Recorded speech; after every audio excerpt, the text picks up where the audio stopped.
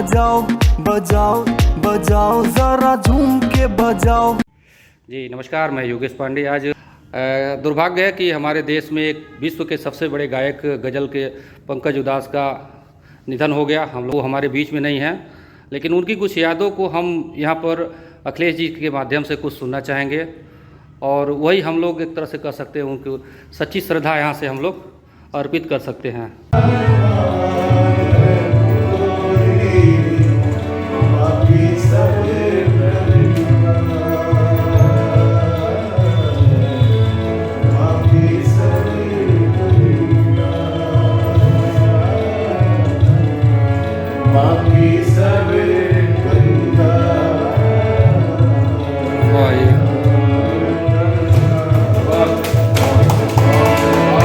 जब ये तालियां बजती थी और जब ये कहीं गज़ल बजता था तो जैसे लगता था पंकज उधास हम लोगों के बीच में हैं। बेशक हम उनको खो दिए हैं, लेकिन उनकी यादों और उनके यादों को और उनके जो आवाज़ है, जो ये प्रेम है, वो हम लोग युगों युगों तक याद करेंगे।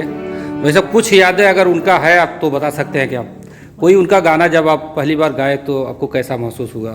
देखिए, पंकज उधास के ही गाने। अब बड़ी दुखद बात बताने जा रहा हूँ कि जिस दिन कार्यक्रम था लास्ट अभी मैंने किया, उसी के very next day Pankaj ji के जाने का आया। तो अब यकीन नहीं मानेंगे कि करीब 80% गाने में उस दिन पता नहीं कहाँ से दिमाग में आ रहा था और उन्हीं के गाने गाया। मुझे नहीं मालूम था कि वो बीमार हैं और उनके साथ ऐसा होने वाला है कल, लेकिन नॉर्मली मैं मिक्स करके गाता हूँ। लेकिन उस दिन मैंने पंकज उधास के गाने से ही शुरू किया। पंकज उधास के 80% गाने मैंने परफॉर्म किए और मुझे यकीन नहीं हो रहा था कि ये हो कैसे सकता है। कब सूचना मिला आपको? मॉर्निंग में हमको मोबाइल पे सूचना आई, तो किसी ने, हमें लगा किसी ने मजाक किया है। हमको एक नॉन म्यूजिकल आदमी ने पोस्ट किया था, तो मुझे ऐसा लगा कि शायद उनको मालूम नहीं होगा, तो पंकज कोई और होगा, उसमें उधास इसने अपने आप से लगा के डाल दिया। तो मैं सोचा कि उसको अभी सही करता हूँ। फिर मैंने न्यूज़ देख के कंफर्म किया तो बड़ी दुख हुआ।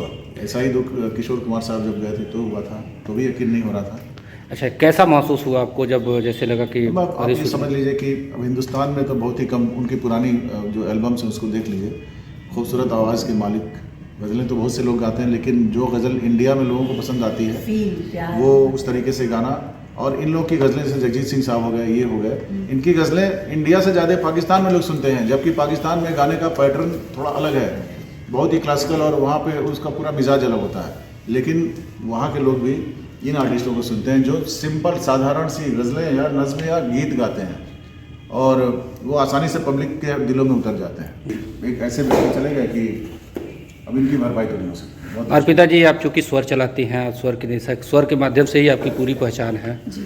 पंकज जी के जाने के बाद कैसा महसूस आप कर रहे हैं? चूँकि बहुत ज़्यादा दुख हुआ, क्योंकि हमेशा जब हम लोग छोटे भी थे तो और आहिस्ता कीजिए बातें, ये सब गाने फिल्मी भी लगते थे, और गज़ल मतलब वो डिफरेंट गज़ल हुआ करता था, क्योंकि पहले जो गज़ल होते थे वो हम लोग को बहुत समझ में नहीं आते थे। फिर लेकिन इन लोगों की वजह से ये समझ में आने लगा कि गज़ल इतना प्यारा होता है, इसको गाना चाहिए। और अभी भी ऐसे देखिए, वो चले तो गए हैं लेकिन वो हम लोग के दिल में हमेशा हैं। और यही तो बात है कि लता जी हुई, किशोर जी हुए, और अभी ये पंकज उधास जी, जगजीत जी, ये लोग हमेशा हम लोग के दिल में हैं, क्योंकि इनका गाना सोते जगते उठते वो दिमाग में कुछ ना कुछ तो चलता ही रहता है हमेशा। तो अब इस बीच में हम लोग कुछ भी बोलें, लेकिन वो चीज़ तो अब आ नहीं सकता है, लेकिन फिर भी हम सब स्वर के माध्यम से पंकज जी को एक श्रद्धा सुमन अर्पित करके अगली बार अभी 2-1 दिन के अंदर हम लोगों का एक बृहद कार्यक्रम होगा उनकी याद में। एक शाम पंकज जी के नाम का आयोजन स्वर की तरफ से आयोजित किया जा रहा है। आप सभी साथियों से अनुरोध है कि स्वर पर उपस्थित होकर के और पंकज जी के लिए 2 शब्द जो भी जिस प्रकार से है अपना श्रद्धा सुमन अर्पित करके उनके आत्मा को शांति दें।